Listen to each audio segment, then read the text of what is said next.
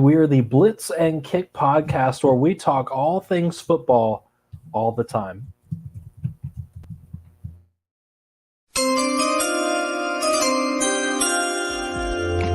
With the first pick in the 2023 NFL Draft.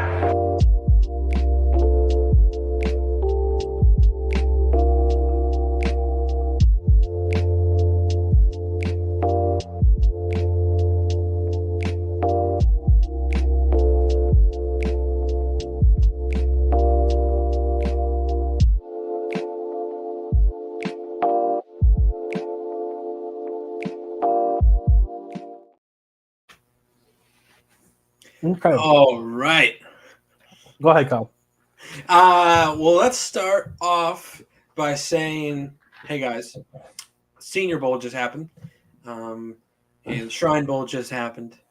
Combine is on its way. Remember, if you don't know, Brad and I are going down there at the end of February here for a few days. Going to be live there and doing some awesome videos, hopefully, and some live mocks and some recaps of the day. So it should be a lot of exciting stuff, personally and podcast-wise too. But today on this episode, we're going to talk about the Senior Bowl a little bit, some winners and losers, and then we're also going to talk about the linebackers. We haven't gotten to them yet, so we'll do that after we do a little bit of the Senior Bowl recap. Brad, did you watch any of the highlights? Like, what are your overall thoughts of the Senior Bowl this year?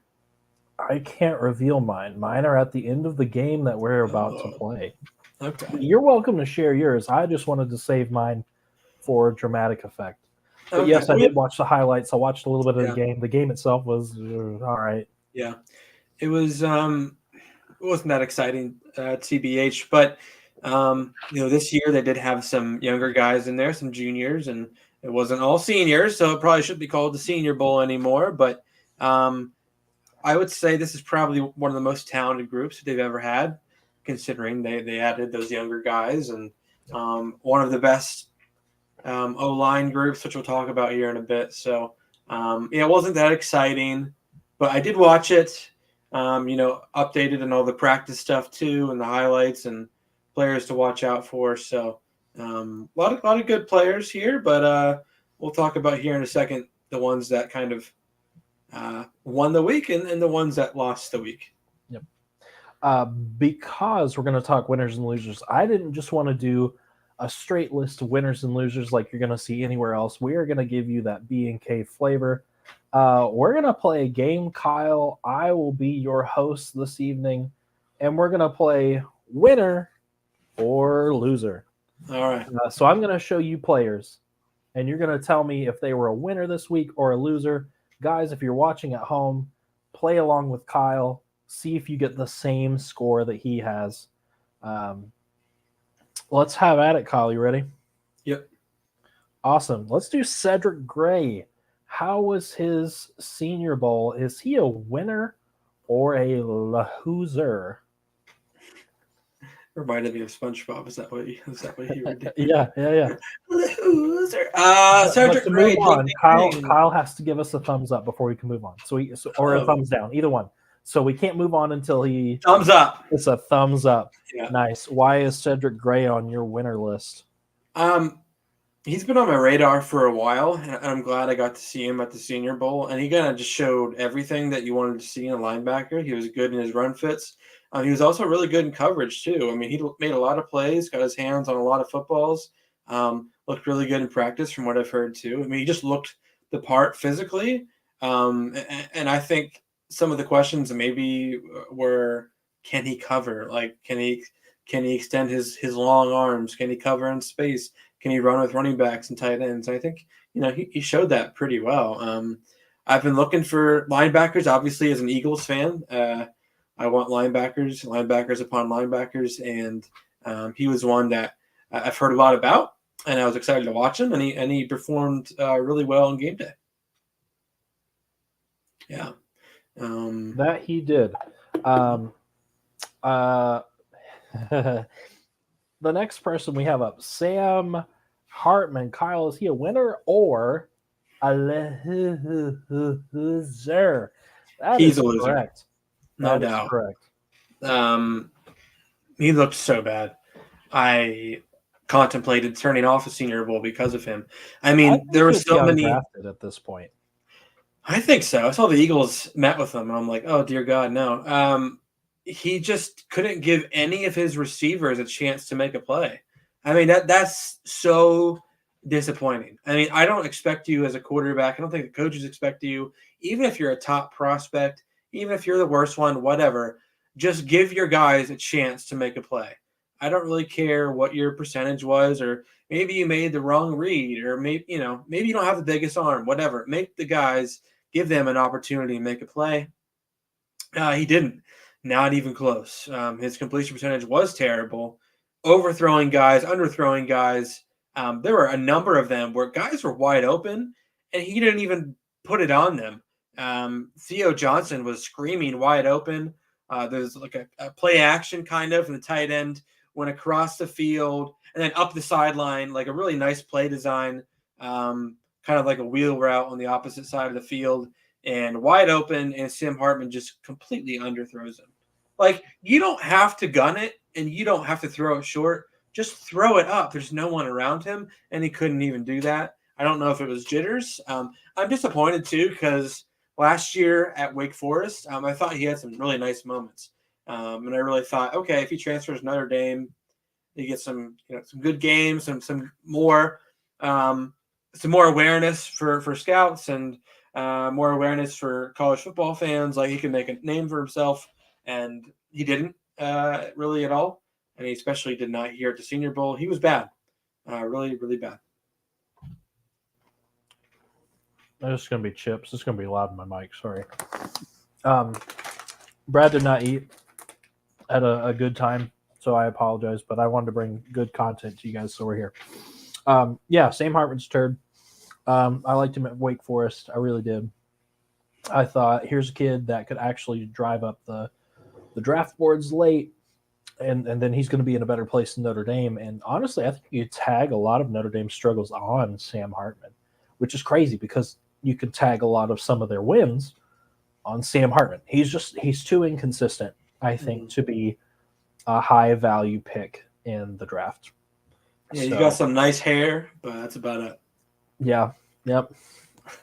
Let's go to our next person, Kyle. Adisa Isaac. Is he a winner or a loser? He's a winner for sure. Oh, yeah, he is. I talked about it before the Senior Bowl. I think he's a guy people should watch out for. A late riser, a guy that was really not a finished product at all coming into college, and still really not. But you can see the athletic tools that he has, and you can see how he's progressed each year, even with some injuries. And from what I saw on game day, I thought he got in the backfield. I don't know if he made that many significant TFLs or anything, but he really jumped off the screen, in my opinion. I think he got off the ball really quick, especially against these offensive linemen, which a lot of them are really good. There's a lot of good offensive linemen there, and he bullied some in practice from what I've seen. Almost every kind of radio personality, analyst, scout, whatever draft mock guy was there was saying that Adisa really just popped off the screen and made a lot of plays in practice. And I think he showed out pretty well in the game too. So, yeah, I mean, I've seen from Daniel Jeremiah to Bucky Brooks, if you listen to those guys, Adisa could sneak his way into round 2. And I definitely would not be surprised if he did that. Mm-hmm. Most recent mock that I was watching today, I believe they had him going to the Commanders in round 2, which not bad at all. That would be a good pickup for the Commanders. But unfortunate for Adisa Isaac because he'd have to play for the Commanders. Anyways, Devontae Walker or Tez Walker, is he a winner or a loser, Kyle? I hate to say it, but thumbs down. He's a loser. No, he's a guy that was not high on my radar. I did not know much about him. In watching more of him, I can see that deep speed that people like. He's got some juice to him. The unfortunate thing is, like, just because you're fast does not mean you're good. Okay. And I think part of the reason why he's a loser is because of Sam Hartman. So I'm screwing you over again, Sam. Like, it's your fault. because I think he underthrew a lot of balls for Tez. However, the ball was around his hands, and he couldn't get the other hand on the ball. Now you could say there was some pulling, some fighting, maybe some DPI, whatever, but it's also his job to fight through it and to come down with some contested catches. And if you're not Tyreek Hill fast, which mainly nobody is, no matter how fast you are, you're probably going to have to, like, example, Marquez Valdez-Scantling. How many times has that dude been screaming down the field, and there's a guy kind of on his back, but he's still open, and he has to make, it's not an easy catch, but it's definitely not the toughest catch in the world, and he drops it. Like, I don't care how fast you are, you got to make these catches. And I was going to say Kadarius Toney, but yeah, Mark, MVS is good too.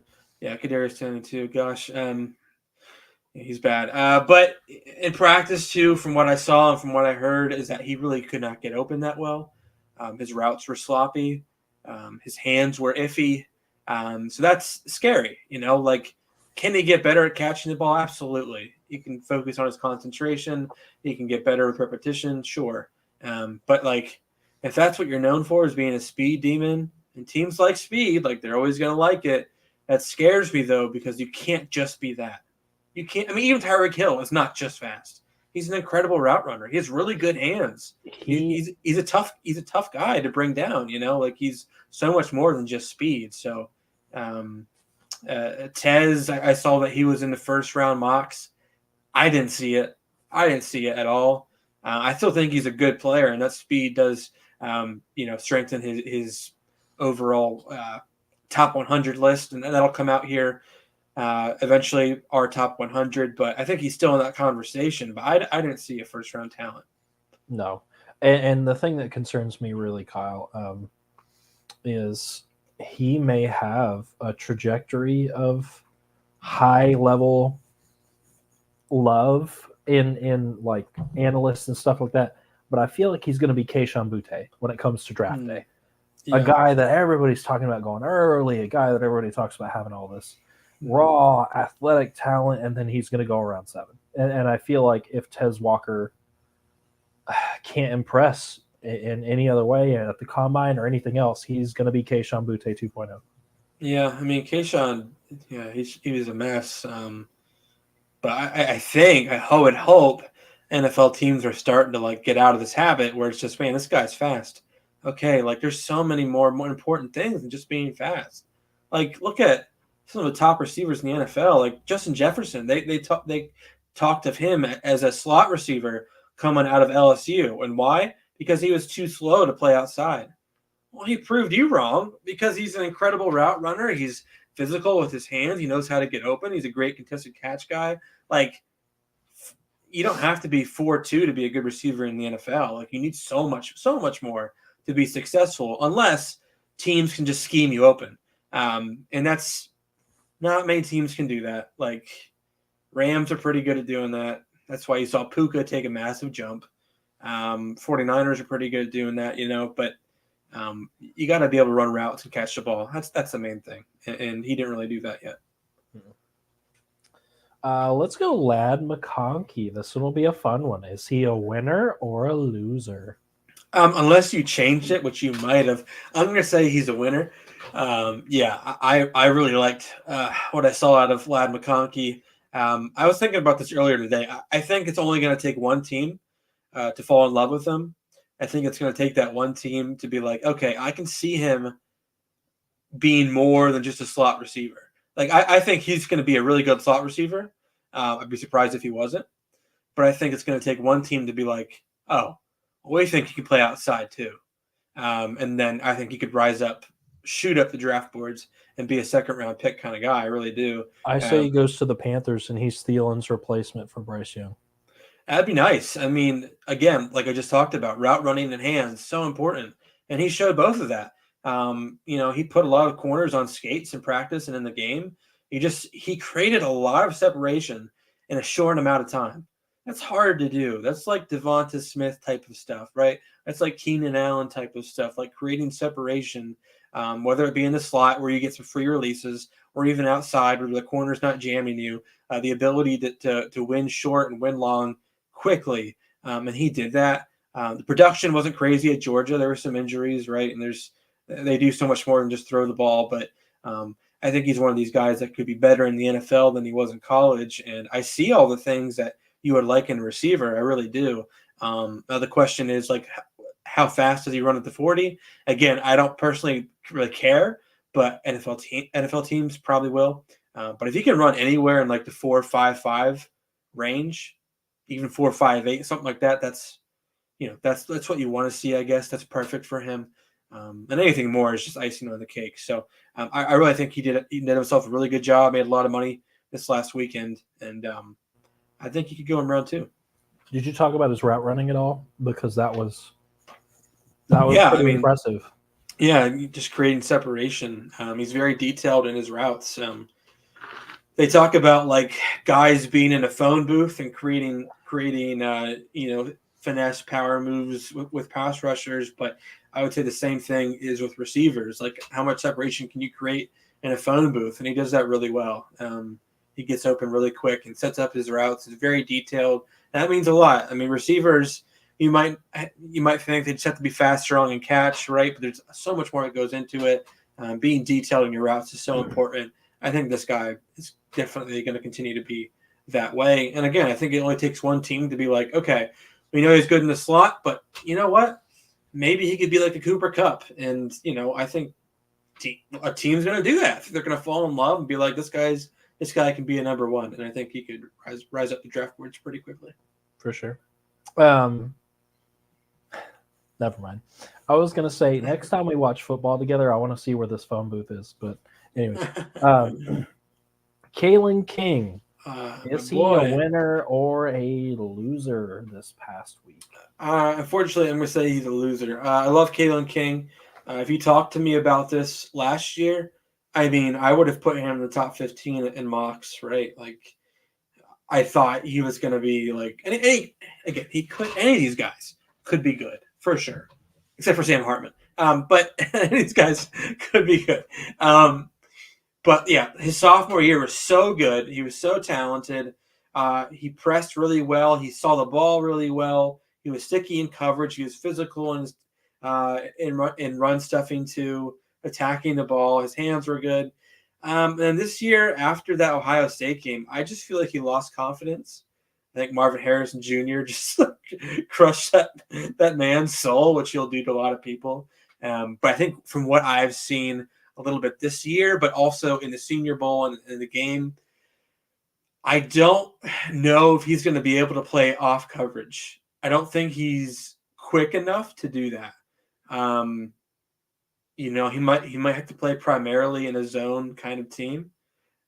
He might have to get a little more physical at the line of scrimmage and then chase guys downfield. But I don't think he's going to be able to be, quick, turn his hips, come back to the route, jump it. Like, he's not that kind of guy. He has to be more in a zone first kind of team, a team that plays some bump and run, a corner that has to get physical. And in the Senior Bowl, again, he got worked a lot in one-on-ones, I would say. Guys just kind of went over him. That's not his bread and butter. I don't think it's gonna be. So from that alone, I still think he's a really good player. I think in the right system he could be good, but I do think he lost himself some money this weekend for sure, and I think he could slip into round 3 maybe.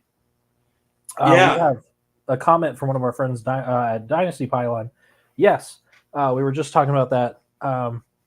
I think he has the athletic traits. I just don't think he has the coverage traits 100%. Yeah, he was pretty good this season, really good his sophomore season. It's kind of disappointing because I thought he would have been the first Penn State corner gone in the first round. Even though, hindsight, Joey Porter should have been because he's up for defensive rookie of the year. So, but yeah, I thought Kalen King would have been, but I don't see it now. I think he'll probably drop into late round 3. I really do. Yep. Let's go Roman Wilson. Was he a winner or a loser in the Senior Bowl? Man, Roman Wilson was a winner. I'll be honest, I knew of him. Obviously, when he got recruited, I know of a lot of these Michigan guys because Penn State plays them, right? But I didn't really see much of him because Michigan's not that type of team, right? They're kind of run first. run heavy, lots of play action. I don't think they leave a lot to be desired out of the receivers. Like I don't think they Michigan's use. run heavy. Do they Yeah. have like a good running back or something? Yeah, two actually. Like I don't think they're that type of team, right? So it's kind of hard for them. I mean, for example, look at Nico Collins, right? Look how good he's become with the Texans. He wasn't that in Michigan. Why? Because they didn't really use them that much. So I think you can see a similar kind of thing. I think that'll be an NFL team's head, like, oh wow, this kid actually has all the athletic tools, all the traits that you want. And I think he could be a guy that could play slot at the next level. He's very fast. He has great hands. Ran a lot of good routes this weekend. Oh, he cooked so many people. It Yeah. was stupid. Yeah. And I think he's going to run really well and jump really high. And those athletic traits, man, like, again, I think he's going to rise up the draft boards for sure. With that speed, with those jumps, with how he performed at the Senior Bowl. I just think Michigan didn't use him that much. But he's a massive athlete and hyper explosive, elite kind of athlete, quickness. So he made himself a lot of money this weekend. I know I'm going to keep saying that. Made himself money, lost money. I don't know. Maybe we should just put like dollar signs or dollar like signs, negative cash yeah. sounds after I say it. But yeah, you're right. He cooked a lot of people this last weekend. So I'm excited to see where he goes. I don't have him in my top 100 right now, but that things could change. He could be a guy that gets drafted early round 3 for sure. Mm-hmm. Joe Milton, was he a winner or a loser? Loser. I think there's going to be a lot of quarterbacks that are probably losers. If you didn't know yet, he's very erratic. The athleticism, we know he has it, but he didn't really even use it that well. We didn't really get to see much of his big arm. And when he did throw it hard, long, it was nowhere even near. He's just a cannon with no aim. That's what he is. Pretty much. And he has all the physical tools that you want, right? Like I've seen people compare him to Anthony Richardson in terms of athletic talents, and sure, that makes sense. But I think Anthony had a little more pizzazz in the running game, but also a little more finesse in the passing game. And I don't think he has any of that. He made a lot of bad decisions, a lot of bad throws. I thought this would be a really good chance for him to light it up because he's very different than the other quarterbacks that were at the Senior Bowl in terms of physical gifts and physical talent. It's pretty outstanding how different he is than the other guys. But like I said, just very off base. His mechanics weren't good, all over the place. He could be a developmental guy. I think someone's going to be like, all right, let's take him in the 5th, 6th round and see if we can develop him. Like, sure. But I think if he did put on a good performance, I think he could have been like one of those guys that like after round 3 is over, some team during the night trades up to the first pick in the 4th round and gets Joe Milton because of how well he did and how much potential they see out of him. And I don't think anyone saw that this last weekend. So hopefully he can continue to improve and do well in the pro day. And maybe teams can get a little more of a better outlook on him than they did this last weekend. I doubt it. On his pro day, he's going to end up throwing balls straight to the coaches watching him. Anyways,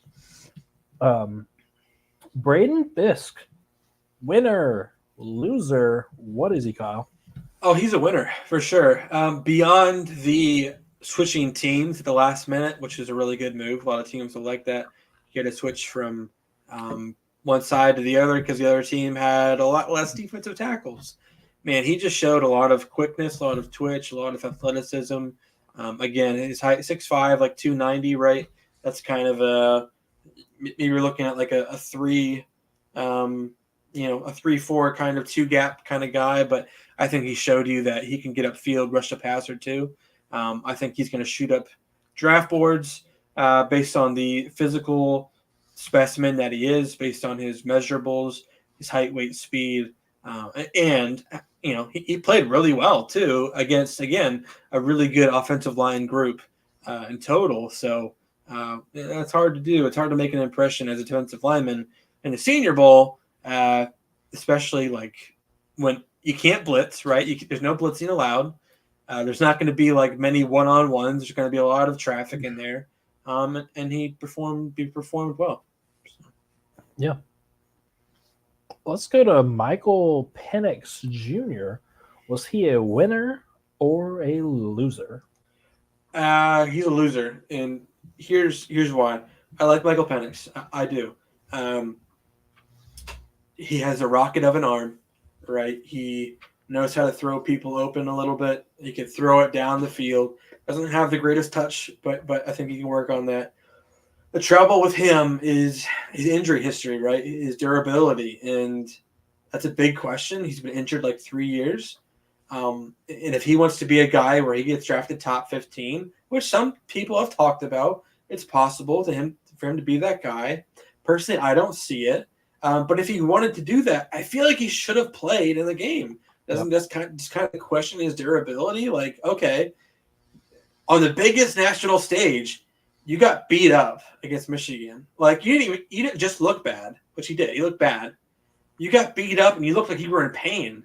Like, I'm sorry, those hits are going to keep on coming in the NFL. Like, they're not going to stop. They're going to be worse. They're going to be worse. Yeah, they're not going to stop. So, like, if you can't show me that, like, a month after your bowl game, you can't step on the field and play in a Senior Bowl, how do we expect you to play 17 games in the NFL?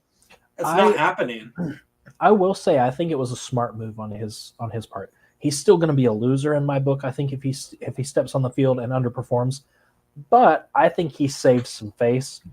I think what he does is he leaves that allure to teams, because if he came out and did what Sam Hartman and Joe Milton did, no one is taking him in the top 50. Yeah. However, you look at his whole season against everybody with Michigan, people are going to go back to that Texas game, Kyle, because that Texas defense is littered with NFL guys or future NFL guys.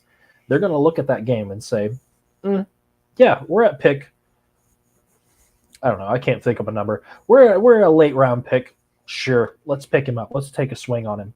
We're round 2. Let's move up. Let's grab him earlier in round 2. Someone is going to take a shot on him because he didn't go out there and make himself look worse, which might have been smart on his part. But I agree with you. If you're going to fight the durability issues, go out there and play.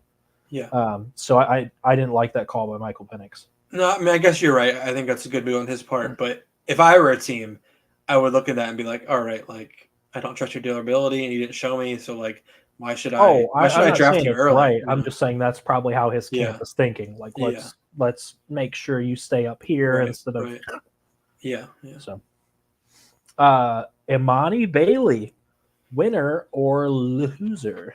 Say, winner, chicken dinner. He's a smaller guy, like 5'7.5", but built pretty big, like 215. So he's one of those small, squatty guys, which I really like, because it's hard to knock you off your feet, right? You can kind of hide behind the tackles and the guards a little bit, make people miss too. I didn't know much about him, but from what I saw in practice and especially in the game, like he made a lot of people miss, ran the ball well, found holes, and juked people out of their shoes a little bit. Had a lot of yards after contact. I don't have him in my top 100. I don't think he's one of the best running backs there. I don't think we even went over him in our running back list. But, how he performed in the Senior Bowl, I think he could be, a late round guy. But I think that's good because before this, I don't even know if he was a no round guy. So. Right. I think he definitely could find his way in the back half of round 5 or early round 6, something like that. And I think he could easily, from what he showed, I think he'd easily be, a 2 or 3 in the NFL, which is good money. And you probably will play a lot because, again, running backs have durability issues and people play more than one running back. So, a weird body type, but a body type that a lot of people like, just how short and squatty he is and physical. Teams love that. And they love having more than just one running back. So he made himself, as I'll say, some money this weekend. Yep. Let's go to Ben. Still can't pronounce it because I'm lazy. Sino. Didn't really watch a whole lot of him, so this is sorry, Dynasty Pylon. I think you're still with us. Winner or loser? I'm sorry. Yeah, well, I love Ben Sinnott. Sinnott. but you forced me I to. am the Senate. Sorry. You forced me to give him a I thumbs know. down, I'm but I sorry. do see a little bit of it. From what I've watched of him, I think half of it was the quarterback's fault and half of it was his fault. And this, but I needed a loser, and that he didn't impress. I would just say he showed more juice on film than he did in the game. Like I was hoping that he'd get a lot of yak ability and make dudes miss, like break some tackles, get downfield a little bit. And from what I saw in the Senior Bowl, like he caught it, but then he's just like boop, and he went down for like a yard. It's like okay, that wasn't exciting. So I think he does have excitement to his game. I think he does have excitement to his game, but I didn't really see it at the Senior Bowl. The Senior Bowl game. So it's a little disappointing, but I still believe in him. I do want to say on X or on Twitter, I did say this guy's going to be the steal of the draft, and I got like 40 likes on it. So, some people are in my camp. Wild man. Some people are in my camp. So maybe this is one of those things that we'll come back to in a couple of years, and I'm completely dead wrong. But from what I saw on his film, I really loved how he played. But yes, in the Senior Bowl, he did not live up to that. Yeah. Hang on. I was really proud last year when I could say Adetomiwa Adebaware. I had to practice on that so much. Darius Robinson, winner or loser? Let's just make this easy. Go ahead, Kyle. Yeah, he's a winner. Yeah. Man, what a freak. I've seen him in first-round mocks now. We talked about that size, length with Fisk, and this guy is that and much more because I think he has played edge, and yeah, I want the Ravens to take him. Yeah, he might be special for sure. Again, like these freaky defensive ends, man, people love pass rush, right? Like the most important positions are passers, pass protectors, pass catchers, and pass rushers. Those are the most important positions. And a freaky guy like this is gonna fullbacks, Kyle. I'm kidding. What do they do? I'm kidding. Unless you're Kyle Juszczyk, I guess, or Patrick Ricard. See, look at that. If you have to think about it for a minute, they don't do anything. Or Andy Janovich or something. I don't know. Yes. One of those guys. Yeah, he's a freak, and I'm excited to see what he does at the combine because I think when we go, if we're there on the day that he runs, everybody's eyes are going to be locked into him. They're going to be like, "Oh, we can't wait to see how he runs." He's going to be like jacked up, ready to go. Are we be there for them? I don't know, but let me look real quick. You keep talking. He's one of those guys that are, people are going to be really excited about, intrigued of. They're going to go back to watch more of his tape based on how he did. And it's funny though, we're starting to see. Or not on Thursday. Dang it. That's all right. But he's one of these guys from Missouri who we're starting to see some Missouri guys come in there, right? With him, with the corner we'll talk about next week. Register, I think. Cody Schrader's there. Luther Burden's going to come out in a couple of years. We got Missouri's got a lot of dudes now. It seems like, and they're on the uppity up. So they've always had dudes. Drew Lock, my guy. What? Drew Lock? I'm kidding. No. Did Dorial Green Beckham go there too? That sounds right. Didn't he go there? Yeah, he was bad. But yeah, I think he's going to be a guy that people are just intrigued to watch more of, and he put on a show, and he's rising up the draft boards as we speak. 100%. Let's go, Bo Nix. Is he a winner or a loser from this week? I think you put loser, but I'm gonna go this just because. Ooh. I think he's one of the quarterbacks that didn't lose any ground. Now I don't think he. I don't think he did. First. I don't think he did anything to hurt his stock, but I don't think he did anything to help his stock. I think what teams are going to look at. I think he could be a first-round pick. I think what they're going to look at is, man, his accuracy, his completion percentage was just insane these last couple of years, and sometimes that's all teams need. Like a Sean Payton, for instance, or a team, maybe the Saints, maybe the Rams fall in love with him. ask that much of their QBs, I'm not losing it. Listen, I don't love him, Brad. I think you're holding on. To his days at Auburn, and I'm going to need you to get rid of it, throw it out. He was trash. He's gotten a lot better. He was trash. At Auburn, he was trash. At Oregon, he's gotten a lot better. My concern is when you take him out of that Oregon offense, what's his identity? He feels like a system quarterback to me because if you looked at him, he had a hard time making key throws in a different offensive system. I don't care that he went to Auburn. He could have gone to Timbuktu University, and I don't care. The problem is he didn't do enough for me to say, I'm willing to risk it all on some first-round capital. Round 2? Sure. Day 2? Sure. But round 1? Okay, if you had Jared Verse or Bo Nix on the board, I'd take Jared Verse. I don't want him to go on round 1. I don't think he should go round 1, but I'm saying that NFL teams are desperate, and they're going to look at how accurate he was and just I think ideally his spot is probably in round 2. I think that's a good place for him. But I don't see any teams getting desperate enough to draft Penix round 1, but I do see Bo Nix there. I do. Somewhere. If you're the Broncos and you have Bo Nix versus Jared Verse or Brock Bowers, not that Bowers is going to last that long, I'd take Bowers or Verse. They're Nix is a dime a dozen. He doesn't do anything to the next level. He's not Jaden Daniels. He's not Drake May. He's not Caleb Williams in this draft. He has to accept that somebody has to take a stab on him. And I just don't see, I get that teams are desperate. I just don't, if they're smart, they're going to wait. Trade back. If you want him that bad, trade back, put some other things around him, but don't draft him day 1. He's going to be Paxton Lynch. I think it's going to happen. I think some team is going to trade up for him at the end of round 1, or someone's just going to stick there in the middle and pick him up. I really do. The Ravens are going to draft him and trade Lamar Jackson, and then I will stop watching football. Everybody would at that point. Yeah. Gabe Hall, Kyle, is he a winner or a loser? Gabe Hall is a winner. Learned a lot about him recently. A lot of scouts, a lot of draft analysts were kind of raving him up. Big boy, but he's 300 pounds there.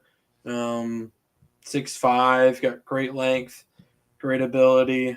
Could he play edge? I think he played a little bit at Baylor. He's played a few years with him too.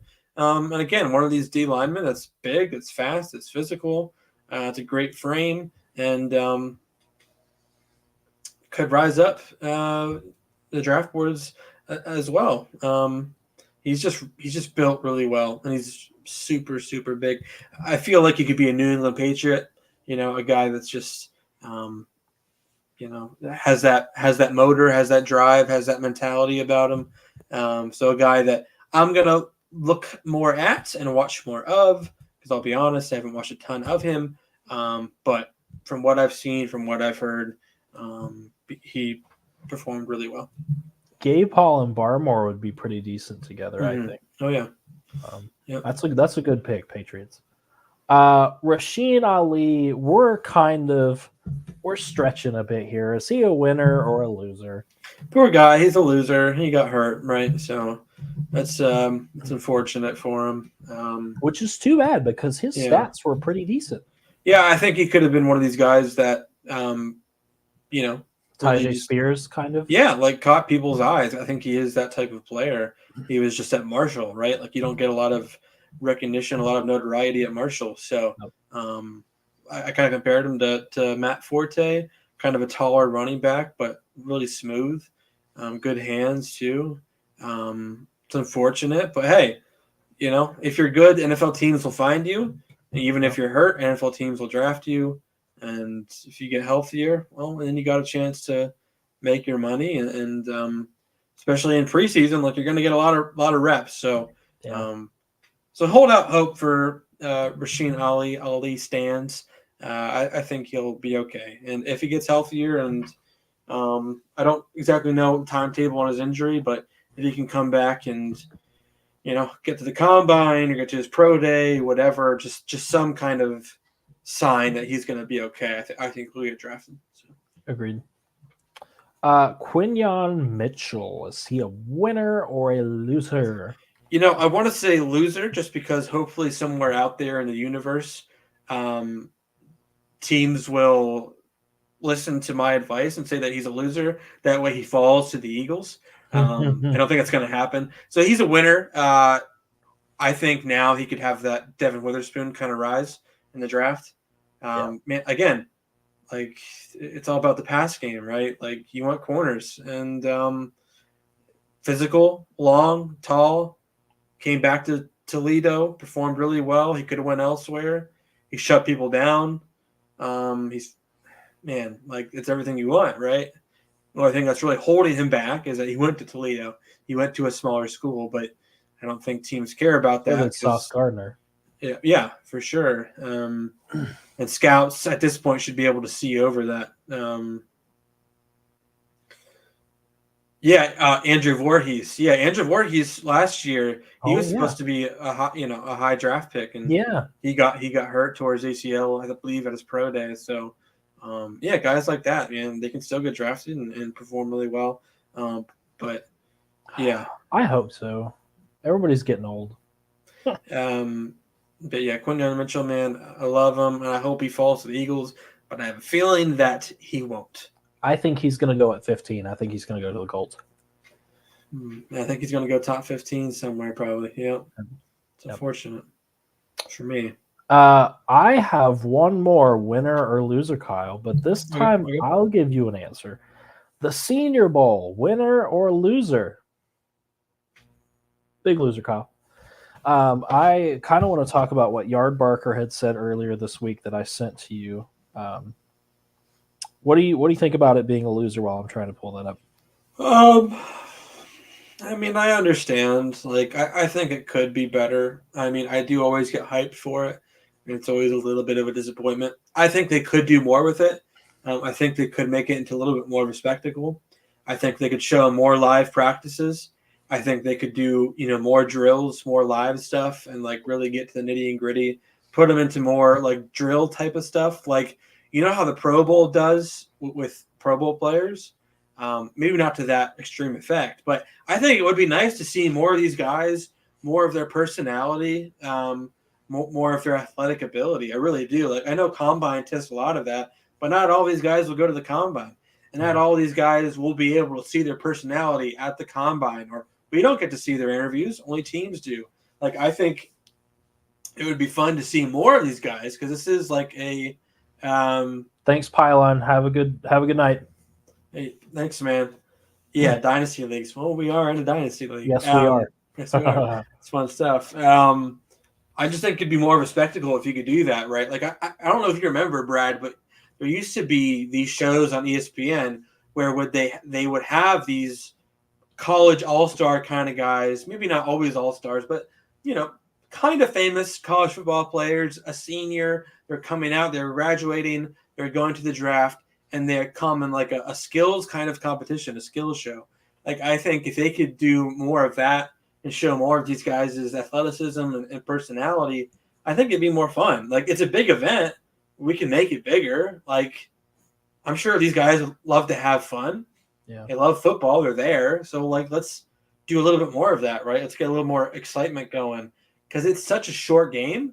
And I feel like I don't get to see everybody. I feel like it's just kind of and mediocre. The terrible part to that, this is why I had the Senior Bowl as a loser, and you're starting to get to it now, is 39 people quit this year. 10 more quit in the middle of the game. That's why Fisk had to switch teams. And what's bad is the roster started at 138 players. So Yard Barker just kind of said, what do? You have to invite the best players. If not, your game suffers. Do you invite even more players? Because if you get a roster of 150 plus, the practices suffer because then the players get fewer reps and we don't see who wins out, who does what. They got to do something. They got to do something because this is going to turn into, nobody wants to play. Yeah. And it's going to absolutely tank the Senior Bowl, which is sad because the Senior Bowl is where we learn, hey, this guy maybe has a round 1 draft grade. Hey, this guy actually looks pretty decent. Why weren't we talking about him? And this is the proving ground. And if you take the proving ground away, you take money away from these guys. So yeah, I concerning. I think it'd be better in a contained environment, like what you're saying.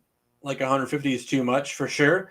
They could do like a Junior Bowl kind of thing and a Senior Bowl, and then what teams do in the NFL during preseason is have joint practices. They don't really tackle that much, but what they do is they have scenarios, and these guys go through scenarios.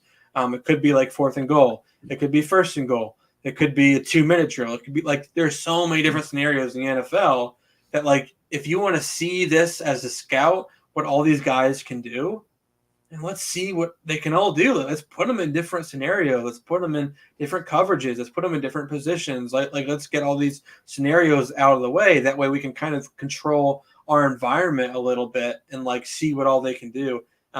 Maybe have a couple days worth of it. Like I think it'd be so much more beneficial, a lot more fun, less chance for injury, right? Like that's probably why some guys tapped out is injuries. So if you contain it a little more, if you control it a little more, but also then, try to make it a little more exciting with different things. Like I said before, I think there's just room for growth. There always is. NFL is continuing to grow and grow and grow, as is college. We know that. So like, there has to be something more exciting, more innovative than what we have right now. Yeah. All right, guys, that is our Senior Bowl coverage. Thanks for hanging with us, Pylon. I appreciate you shooting out a whole bunch of stuff. We do love our guys over at Dynasty Pylon. You can find them on YouTube, I think, primarily. We hadn't heard from him in a while. That was actually kind of nice. Let's hear from our sponsor, and then we will come back with linebackers. Fresh Cuts has been one of our amazing sponsors since day one. Slide on over to Fresh Cuts, talk to Caleb, because it's not just a haircut, it's an experience. Book with him now. Mondays are his most available days, but you can hit him up anytime for a fresh cut.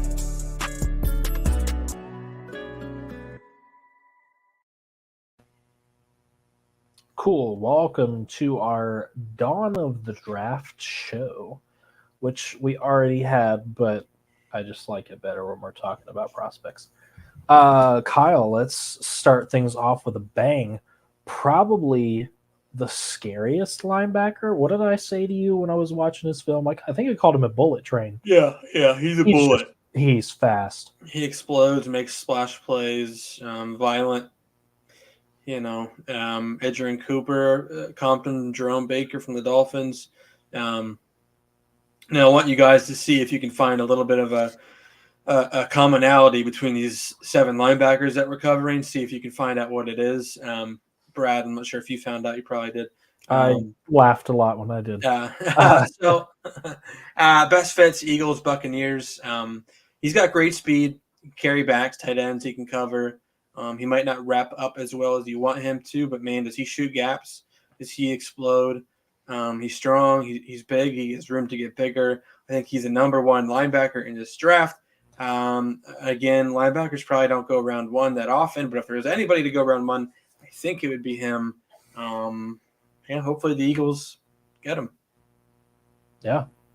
Sorry, I'm a little behind. Our number 2 guy, Jeremiah Trotter Jr. out of Clemson. I think at one point we had him as our linebacker 1. Yeah. Adrian Cooper just blows him out of the water. I'm sorry. Yeah, I mean, I do love me some Jeremiah Trotter. I think he also makes some splash plays. He's very decisive. He's smart. His dad played for the Eagles, the Axeman, one of the greatest linebackers I've seen in an Eagles uniform. I think he's like a really smart linebacker. I think he's going to get your team lined up, right? I think he's going to set up things well. He's going to do his job. He's going to be disciplined. I don't think he's the most, the biggest, maybe not the fastest, but I think he does a lot of things really well. And I comped him to Nakobe because that's how Nakobe was. I think, Nakobe kind of dropped because he wasn't the biggest guy. He had some injury issues. But like on tape, he did things really well. Like he fit the run game really well. He was good in coverage, but he just hasn't been able to stay healthy in NFL. But Trotter has shown that. He's shown a lot of good things. I'd love the Eagles to take him. So I bet you would. Junior Colson out of Michigan. Speaking of really good linebackers, like this linebacker core is very deep for a lot of reasons. I still think Adrian Cooper's the best out of all of them, but I know you love Junior Colson. I'm gonna let you take Junior Colson. Yeah, you can't go wrong with him either. Not the splashiest guy, but I think he does things really well. I don't think you can go wrong with an SEC or Big Ten linebacker. They just know what to do. They know how to come downhill, stuff plays. They know how to be violent. They know how to get off the ball. This guy's a really good tackler, really good instincts. Has played a lot of football, good in coverage too. Now, best fits, I have him to the Chargers. Harbaugh, that would make sense. And also best fit is to the Eagles. And I hope the Eagles take him. Again, I bet you do. Peyton Wilson. Shout out to my wife, Devin, for watching me watch film and say, ooh, that guy reminds me of Connor Barwin. To which I looked at my wife and said, who? So I got schooled by my wife on that one. So, but if you look at him, he just has that like big playability, likes to blow up plays, just seems to know where the play is heading. There's a smidgen of that Luke Kuechly like reading the play, understanding where things happen. Yep. But I didn't like the Luke Kuechly comp. I liked Connor Barwin better because he's just kind of this big, imposing threat. And I would say that was Connor Barwin to a T, just watching a lot of his highlights, watching a lot of like where he would read the gaps and just blow up the running back. I'm sure you had a lot of love for Connor Barwin. I did. Peyton Wilson still with the Eagles front office, I believe, somewhere. So Barwin's still with the Eagles somewhere. But yeah, you're right. Peyton Wilson, he actually looks a lot like Dallas Goedert, surprisingly. Yeah. He's very nice off the field, is what they say. And on the field, he plays with his hair on fire. And I do like the Connor Barwin comp a little bit because here's why. He plays off the edge quite a bit, more than I thought he did. And he's pretty good at it, too. The concerning things for him are he's got a lot of injuries, some shoulder problems. Yeah. Linebackers, man, you use your shoulders quite a bit, and he will be 24 on draft day. However, if he can fall to maybe the third round, some team takes him. Like, I think he could be like a first-round talent. It's just there's some things that are kind of hurting that. Well, the fact that he's plays linebacker is one of them. Yes. Unless absolutely. you're the Lions. Right. Yes. Linebacker is one of them. Injuries are one of them. Age is one of them. But best fits, I have the Falcons because he kind of reminded me of Troy Anderson a little bit as well. Okay. They could always just use pass rushers, defense, and then the Eagles as well. And I hope the Eagles take him. Yeah, I bet you do. If you haven't caught on yet, you will very soon. Tommy Eichenberg. I'm not in love with Tommy Eichenberg. I thought his production should have been a lot more. But I do understand that there's a lot of five-star talent at Ohio State. Like, not every tackle is going to be yours. But I don't know. What are your thoughts on Tommy Eichenberg?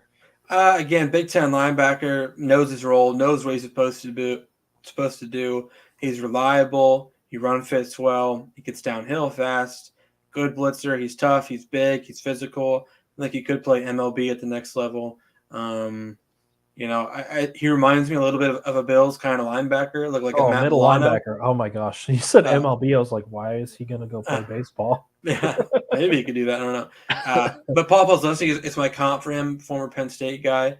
Very similar size too. Just again, not going to be like your drop back, sit in zone, read the offense, make plays on the ball. He's not always going to do that very well, but I think he's good enough to do it. Even if you look at like Logan Wilson, right, from the Bengals, he was like a second, third round pick maybe, and very similar. But okay, like if you can stay on the field, you don't have to be elite in coverage, but if you can stay on the field, read your gaps, make your tackles, and occasionally get your hands on a ball, that's all you really need, man. Yeah. You don't have to be perfect, but you have to be good enough. So it reminds me of a Bills linebacker. I think Matt Milano. He was hurt in the playoffs, but I think if you had a guy like Eichenberg, he could have stepped in and played pretty well. And the other best fit for Eichenberg is the Eagles, and I hope the Eagles get him. I bet you would. Um, I'm having too much fun with that. Cedric Gray, we talked about Cedric Gray a little bit. I loved his stats. His stats to me stood out Yeah. more than anybody Yep. else's, bar none. This guy is all over the field. Are you concerned with the fact that that production comes from playing in the ACC? No. I mean, I think you know me well. Like I love SEC and Big Ten guys, no matter who it is. But if you're athletic, teams will find you. You have that length, that size, that speed, coverage ability. Teams will find you. It reminds me a lot of Jordan Hicks when he came out from Texas. Really long arms, really good in coverage. He might not be the best in stuffing the run fit, but he can get better at that, I think. And if you look at a guy like Diane Henley last year, who plays for the Chargers now, I believe. Oh yeah, yep. He Washington was State kid. Yeah, he was a former receiver, running back, then moved to linebacker. And why did he get drafted so high? Because he's athletic. Yeah, he's if you put a receiver at linebacker or a safety at linebacker, teams will just kind of navigate towards that, especially if you show some promise in stuffing the run as well. But from how he performed in the Senior Bowl too, I think he could rise up. I see him pretty good on the Ravens. I think Patrick Queen probably going to go somewhere else. I could see Cedric Gray as being a replacement for him. I don't want to lose anything else on the Ravens right now, Kyle. Okay. Yeah, I think you're going to, unfortunately. And Odell Beckham might be one of them, but I don't think you're going to miss him. And then the other best fit for him is the Eagles, and hope the Eagles get him. I bet you would. That's just too fun. Sorry. Jalen Ford. On a team where a lot of the guys that are standing out are among the D line, he did really well in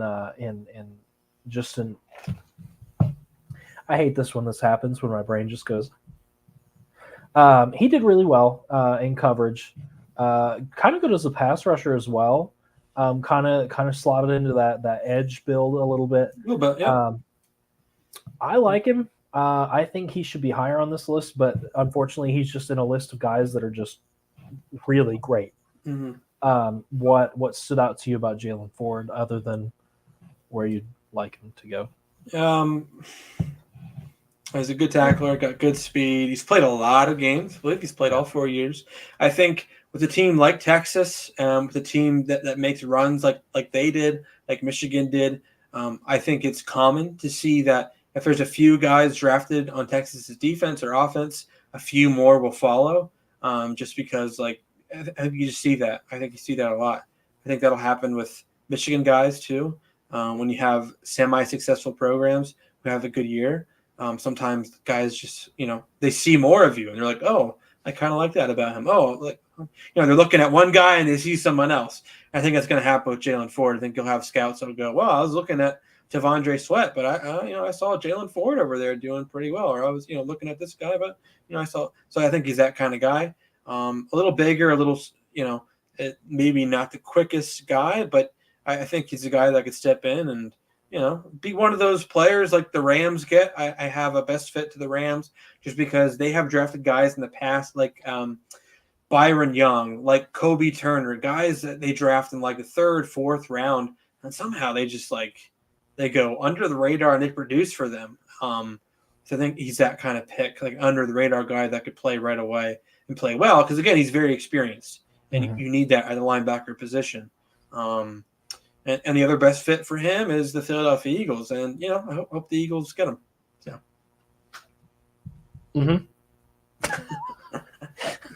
Anyways, that is all our stuff, guys. I'm going to try to get us out of here in under an hour. So subscribe, follow. Next week, Valentine's Day, mock draft for all of you. Nice. It's going to be our first one. It is going to involve trades, and we will reveal trade details for each trade that we do. We're not going to skimp out on you and just say, oh, a trade. So tune in. Wear your favorite jersey, cuddle up to your football, and hang out with 2 guys that are married that'll probably get yelled at by their wives for doing a mock draft. Anyways, thanks, guys, and we'll see you next week. Later.